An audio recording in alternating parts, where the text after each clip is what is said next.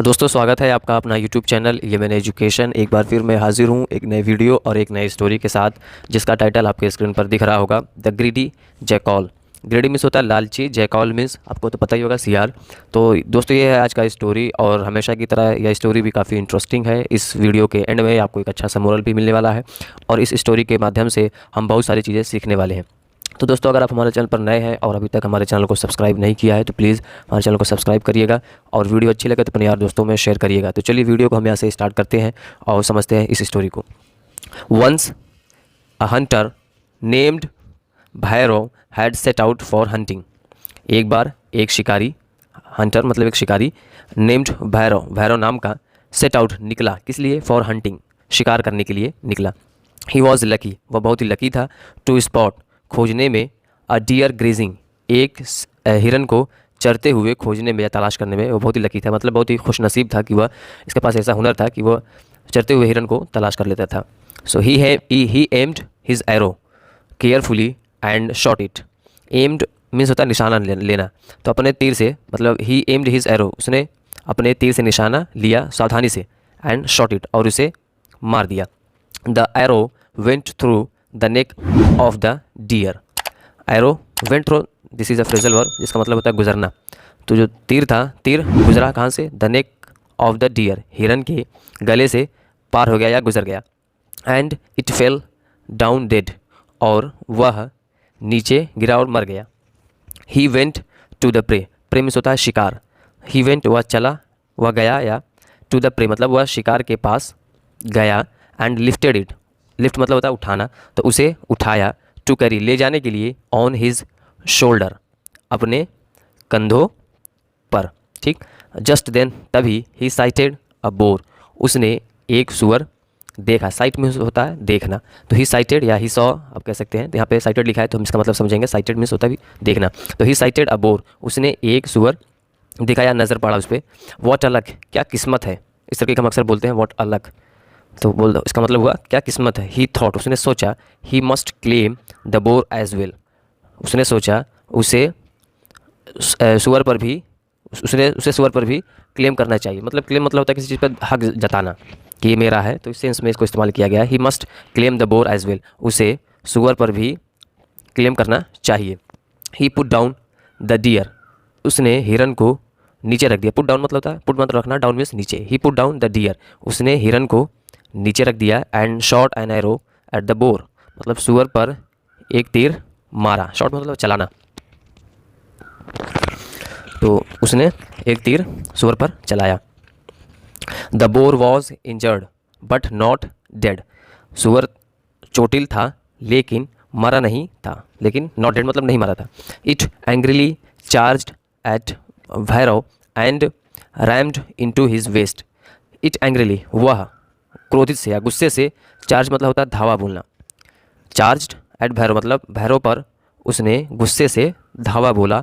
And, और, rumped into his waste, टक्कर मारने को बोलते हैं रैम, तो रैम्ड इनटू हिज वेस्ट, उसके कमर पर, कमर में टक्कर मारा उसने। भैरव फेल डाउन, भैरव नीचे गिर गया, फेल डाउन नीचे गिर गया। राइडिंग इन पेन, दर्द से कराते हुए। राइडिंग इन पेन जिसका मतलब होता है दर्द से कराना, तो भैरव फेल डाउन, भैरव नीचे गिर गया। राइडिंग इन पेन, दर्द से कराते हुए। Somehow he managed to get up on his wobbly legs. wobbly legs इसका मतलब होता है लड़खड़ाते हुए पैर। मैंने इसका मतलब यहाँ पे इसका मीनिंग मैंने यहाँ पे ऊपर लिखा हुआ है, आप देख सकते हैं। wobbly legs मतलब लड़खड़ाते हुए पैर। तो somehow किसी तरह, he managed to get up, वह उठने में सफल हुआ। get up मतलब उठना, तो वह उठने में सफल हुआ अपने लड़खड़ाते हुए पैरों पर। The boar charged again and rammed into his back. The bore मतलब सुअर ने दोबारा धावा बोला। And rammed into his back, उसके पीछे टक्कर मारी, उसके पीछे में टक्कर मारी। Bhairav fell down with the last cry of his life, Bhairav अपने ज़िंदगी के आखिरी चीख के साथ फेल डाउन मतलब नीचे गिरा है। इट मीन्स कि वह मर गया, उसकी वो आखिरी सांस थी, वो आखिरी चीख थी।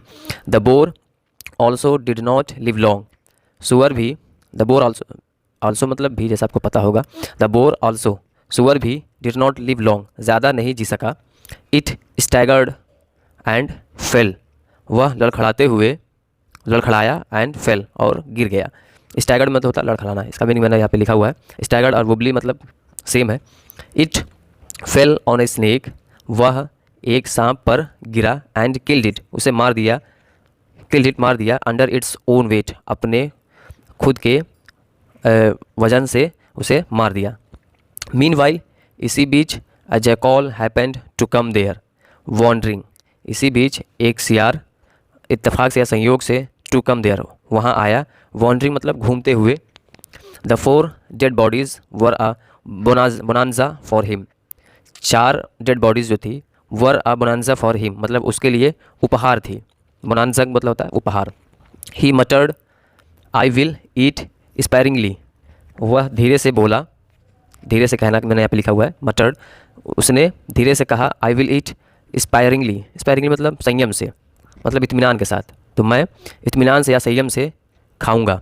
I will hide the bodies at a safe place, I will hide मैं छुपाऊंगा, द बॉडीज़ को छुपा दूंगा, एट अ सेफ प्लेस एक सुरक्षित स्थान पर।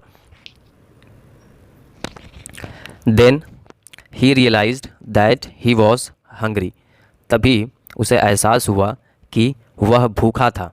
But what dead body should he start with, अब विद वॉट यहाँ पे आप देख सकते हैं विद है और यहाँ पे वॉट है, तो ये दोनों एक साथ भी हो सकता है और इसको एंड में भी इस्तेमाल किया जा सकता है। तो जैसा कि आप देख सकते हैं इस सेंटेंस में इसको एंड में इस्तेमाल किया गया है, जिसका मतलब होता है वॉट विद का मतलब किसके साथ।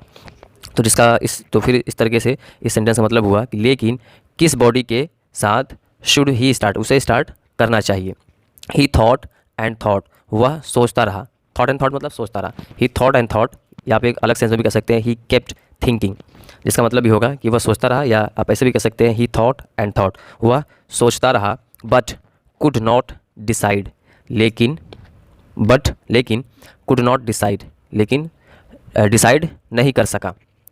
कैन प्रेजेंट में और पास्ट के लिए कुड, तो वो नहीं कर सका, क्या डिसाइड नहीं कर सका। It was so puzzling, puzzling मतलब होता है उलझन, देखिए मैंने यहाँ पे लिख रखा है, तो वह सो पजलिंग मतलब काफ़ी उलझन में था। The jackal reckoned that the man's meat should last for 7 days, reckoned मतलब होता है अनुमान लगाना, तो सियार ने अनुमान लगाया कि मनुष्य का मीट या इंसान का meat should last for 7 days मतलब आखिरी, लास्ट फॉर 7 days मतलब आखिरी 7 दिन तक चलेगा, इसका मतलब ये कह रहा है। The bore would feed me for at least 2 weeks, the bore मतलब सुअर मुझे फॉर एटलीस्ट 2 weeks मतलब तकरीबन 2 हफ्ते तक खिलाएगा, मतलब ये 2 हफ्ते तक खाएगा, इसका मतलब ये कह रहा है। The deer meat should go for a week at least मतलब हिरन कम से कम, एटलीस्ट मतलब कम से कम 1 हफ्ते तक जाना चाहिए, ये कह रहा है कि हिरन का मांस, हिरन का मीट कम से कम 1 हफ्ते तक शुड गो मतलब जाना चाहिए। And there was I snake, एक सांप भी था as well, to make my 1 day, एक दिन बनाने के लिए, टू मेक बनाने के लिए, माई 1 day मेरा एक दिन बनाने के लिए, मतलब उसे खाने के लिए एक दिन तो चलेगा ही। एट लास्ट आखिरकार he decided to start with the snake, आखिरकार उसने सांप से शुरू करने का निश्चय किया। Suddenly he saw the bow of the hunter, अचानक से उसने देखा, क्या देखा, the bow of the Hunter, शिकारी के धनुष को उसने देखा। The leather strips held the string of the bow at both ends, leather strips मतलब कि चमड़े के पट्टे, held the string of the bow धनुष के तारों पे लगे हुए थे, हेल्ड मतलब लगना, लगे हुए थे। एट बोथ एंड मतलब कि दोनों आखिरी सिरे पर, जो धनुष का जो दोनों सिरा होता है जहाँ पे तार को बांधा जाता है, तो उसके आखिरी सिरे पर लगे हुए थे। The greedy jackal decided to eat the leather strips first, लालची जैकॉल ने डिसाइड किया टू ईट खाने के लिए द लेदर स्ट्रिप फर्स्ट मतलब पहले लेदर स्ट्रिप्स मतलब लेदर के चमड़े के पट्टे को उसने खाने का निश्चय किया। And save the fresh meat, और save the fresh meat for another day or month मतलब किसी दूसरे दिन या अगले महीने या दूसरे महीने के लिए बचाता है किसको? The fresh meet, fresh meat को वो बचाता है फॉर अनदर डे, दूसरे दिन या और महीने के लिए। So the miserly jackal began biting at the leather on one end of the bow. So अतः द माइजली जैकॉल मतलब लालची जैकॉल बिगन बाइटिंग काटना शुरू करता है, क्या कुतरना होता है या काटने को बोलते हैं, बाइटिंग शुरू करता है एट द लेदर, लेदर को on one end of the board, धनुष के एक सिरे को वह काटना शुरू करता है। As soon as the strip was cut, जैसे ही, एज सुन एज मतलब जैसे ही, द स्ट्रिप मतलब पट्टा कट गया, the string got released allowing the bow stick to snap in its natural straight shape. String मतलब डोरी, गॉट रिलीज छूट जाती है, अलाउिंग द बो स्टिक धनुष के पट्टे को, टू स्नैप खोलते हुए या काटते हुए, इन इट्स नेचुरल स्ट्रेट शेप मतलब अपने नेचुरल सीधे शेप में वो खुल जाती है। द बो स्टिक एंड धनुष के पट्टे का आखिरी हिस्सा, नियरर टू द जैकॉल सियार के सबसे करीब, hit him on the chest while springing open with force, hit him उसे मारता है, ऑन द चेस्ट उसके सीने पर, वाइल स्प्रिंगिंग खुलते हुए, ओपन विद फोर्स मतलब ताकत के साथ खुलते हुए उसके सीने पर हिट करता है।